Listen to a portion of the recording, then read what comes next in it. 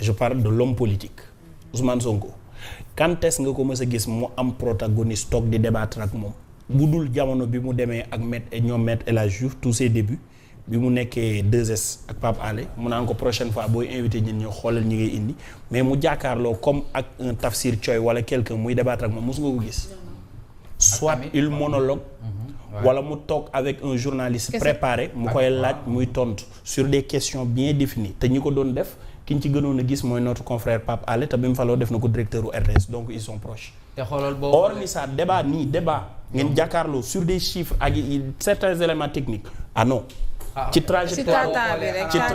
ci trajectoire Ousmane Sonko nga gis comme tey li nga gis Balla Moussa Fofana def ko wala Boubacar Camara jàkkaarloog Tafsir Thioye ñuy débattre.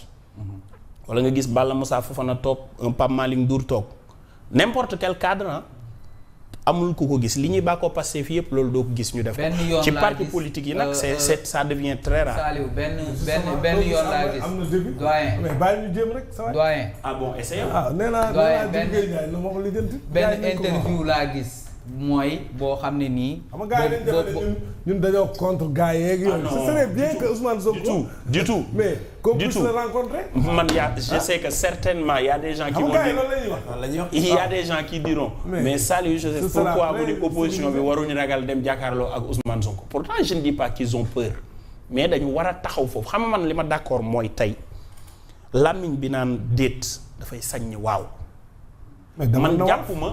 caba yónnee cabaxal man jàpp ma loolu man dama jàpp ni booy opposé wu nit da nga war a jàkkaarloo xam mais l'interview qu'il a fait avec Vol c'était pas une interview quoi parce que tey ne loolu laa la doon wax sànq xam nga Ousmane Sonko def na benn interview boo xam ne moom y avait Modou Bane y avait Pape Alé Niang te interview boobu rek laa gis gars yi posé ko maanaam mu bañ a nekk ci zone de confort am te c'était sur l'affaire des 94 milliards te boo xoolee quand on lui a posé une question sur ces sociétés mooy Mercalex ak xawma lan da nga gis ne ko commencé dër naa nga ko fàtte naa. non je te dis tu te rappelles. je te dis allez voir. voilà excellent communicant ne veut pas dire être débatteur. Un débatteur il faut certainement les fanatiques vont tirer mais il faut être technique sur beaucoup de choses. laisse-moi essayer rek. waaw mais loolu kay parce que mënoon nañ ko def pour gën a wut xaalis parce que bu ñu ko defee arena ne entrée 10 000 francs day fees de. jërëjëf am na solo on espère bien. dafay fees del. moo jaaxal parce que. Guédiawaye foofu amul sécurité lañ lay déedéet dañ naan non foofu amul sécurité lañ lay wax mais je le dis Fatima boo xoolee Ousmane Sonko de Pastef. bi muy lancé livre am invité Cheikh Yérim. en un moment il était énervé contre lui. L'émission dont tu parles avec Modou Bane en un moment il était énervé. débat technique boo xamante ni da nga koy gis moom ak nit ñu toog di débattre jàkkaarloo kii farfale mu farfale doo ko gis. même sur le plan politique yu ci baree bari bu deful live mu ngi jàkkaarloo ak Pape Alé mu koy laaj hormis ça étant ministre premier ministre. bon on prépare le protocole de questionnement. xam nañ fu muy yem c'est la communication institutionnelle. c'est comme ça mais débat technique nii jàkkaarloo nii qu'on discute des chiffres qu'on discute de beaucoup de choses on te dit waa ji c'est un énarque et tout cela je n'ai rien contre les énarques voilà mais doo gis loolu. wala président ba tey rek ñu jox ko waa RTS ñu def ko comme ni ñu ko defoon nag président de la République wala président assemblée nationale. yooyu affaire yi daal saa yi comme ñun dañoo jàpp ne xam nga dañoo toog ñu waxtaan réew mi la ñuy waxtaane ci ay fonction am lañ koy laaj jeex na. te Ousmane Sonko jàpp naa ne quand même Ousmane Sonko nag c'est une bête médiatique. bon c'est une bête médiatique bu fekkee ni c'est un monologue. bu fekkee moom mooy wax. mais bu fekkee ni da ko nar a sekk nit nga koy poser ay questions aujourd'hui am na ay bon. bâton rompu waaw oui à bâton rompu xam nga ni Ousmane Sonko. non mais c'est ce que j'avais dit la dernière fois. c'est comme Donald Trump. journaliste yi ko posé question mu naan ko espèce de truite wala ko wax ko truite waaw espèce de truite parce que am na question yoo xam ne nii dafa am question yoo xam ne nii dañ ko war a poser dans un pays normal les gens doivent lui poser certains tey jii day mel le dossier Adji Sarr tey ñoo ngi ko bëgg a def un sujet tabou alors que ça doit pas être un sujet tabou dañ ci war a poser Ousmane Sonko des questions normalement di ko wax normal dugg ci détail yëpp mu bañ a daw donc Ousmane Sonko la bon. dernière fois loolu du meeting de 8 am na bu ñuy wax ci rapport bi man la Ousmane Sonko waxulum ñun. parce que étant un journaliste bu toogoon fii dinaa ne ko yow foo jëlee rapport boobu. parce que rapport boo xamante ni si la exclusivement explicitement et spécialement réservé au président de la République. pour que nit gis ko da koy déclassifier fan nga ko jëlee. xam nga yaar sa ces questions doo dégg yenn journalistes yi di ko poser question yenn hommes politiques yi.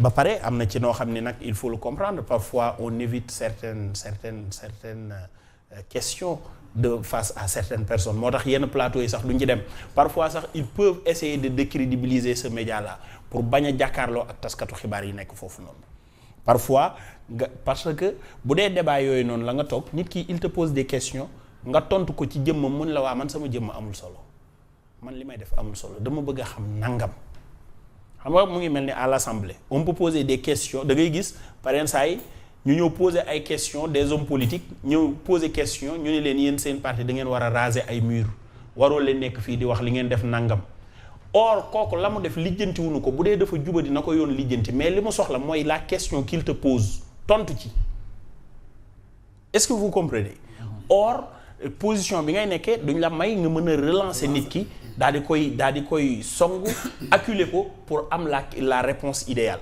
malheureusement certains ont compris am na ñoo xam dañuy daw et il sera très difficile pour que nga am ces débats là. am na solo merci beaucoup gis nañ na ci wàllu woowu la ñuy desandi gis nañ les ambassadeurs de la paix tey dañoo amaloon ab ndaje ci ndaje boobee nag daal di nañuy wax li nga xamante ne moom moo leen naqari surtout jàpp ne crise bi nekk ci sommet bi njiitu réew mi war na jël ay responsabilités face à cette problématique président Lamine Gueye ndax ñëwaat nañ un peu nee nañ loolu ñu jotee warul interférer ci li nga xamante ne moo di sunu ay bànqaas te actuellement loolu la ñu nemmeeku. Ils n'ont fait que répéter ce qu'on a dit et redit, rabâché. Parce que loolu tamit mais pour tous les républicains de ce pays là amul kenn koo xam ne sincèrement di nga nangu li xew-xew parce que tamit dañu nekk ci cadre état nekk ci cadre république où tout est normé c'est-à-dire tout est normé c'est-à-dire ñoom avant ñu ñëw dañu fekk lépp ñu nekk en règle. état bu taxaw waaw état bu taxaw ku nekk ak sa rôle.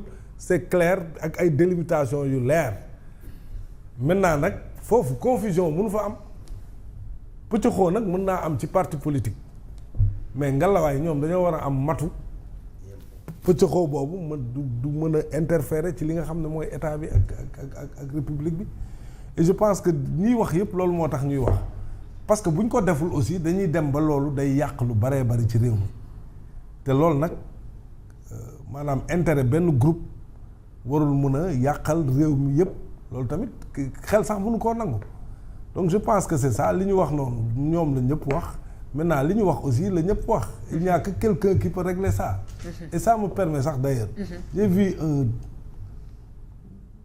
bàyyil ma bañ koo qualifier sax mais déchirer la photo du président de la République le taxant de traite waa où est le procureur bërki démb lañ fi dóor Abdou Nguer 3 mois pour offense te Abdou Nguer musul wax dara président lu ñaaw waa kii nga xam ne photo officielle bi mooy photo jamaay bi ñu nekk ci bureau yeeg boobu la yor xaw ma sax fu mu ko jëlee déjà sax c'est un problème kooku fan la jëlee photo boobu encadré mu taxaw ne kiy traite la xaw ma commencé di xotti waa kooku anam où est le procureur kooku warul woon fanaan këram. maa ngi ko seen muy baaluwaat ak. non attends il faut qu'on soit sérieux mënuñu jàpp ay nit.